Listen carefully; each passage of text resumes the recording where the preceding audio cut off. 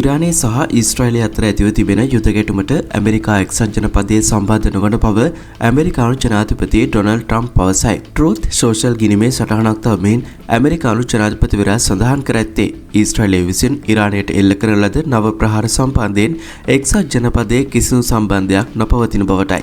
කෙසේ වෙතත් ඉරානය විසින් ඊශ්‍රායලයට එල්ල කරන සිය පළිගැනීමේ ප්‍රහාර නැවැත්වීමට උදව් නොකරන ලෙස ඉරානය විසින් ඇමරිකාව ප්‍රංශය සහ එක්සත් රාජධානියට අනතුරු අඟවා තිබුණා. එමගින් ඉරානය පෙන්වා දී තිබුණේ යම් හේකින් එසේ වුවහොත් ඉරානය විසින් කලාපයේ පිහිටි එම රටවල් තුනට අදාළ හමුදා කඳවුරු සහ නැව් ඉලක්ක කර ප්‍රහාර එල්ල කරන බවටයි. මීට පිළිතුරු ලබා දෙමින් ඇමරිකානු ජනාධිපති ඩොනල්ඩ් ට්‍රම්ප් පවසා ඇත්තේ යම් ආකාරයකින් හෝ පහර දීමක් සිදු වුවහොත් එක්සත් ජනපද හමුදාවන්ගේ පූර්ණ ශක්තිය සහ බලය ඉරානයට දැකගත හැකි වනු ඇති බවයි.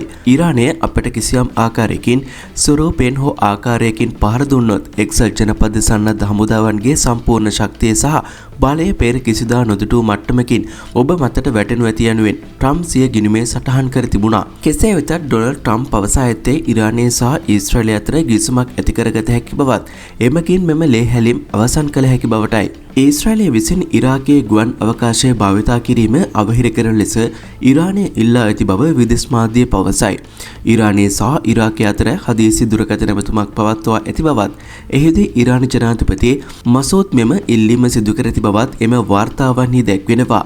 ඉරාකය ඊශ්‍රායලය සහ ඉරානය අතර පිහිට ඇති අතර මේ දක්වා ඊශ්‍රායලය ඉරානයට ප්‍රහාර එල්ල කරනු ලැබුවේ ඉරාක ගුවන් අවකාශයද භාවිතා කරමිනුයි.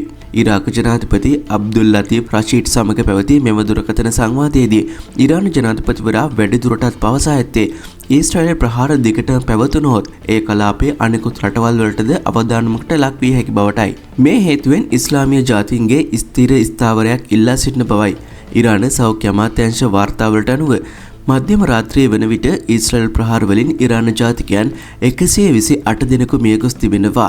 ඉන් ටෙහෙරානයේ ගොඩනැගිල්ලකට එල්ලූ ප්‍රහාරයකින් ළමුන් 20ක් පුද්ගලයන් 60 දෙනෙකු මිය ගොස් ඇත. මේ වන විට තවත් 900ක් පමණ තුවාල ලබා සිටින බවද විදේශ වාර්තාවන්හි දැක්වෙනවා.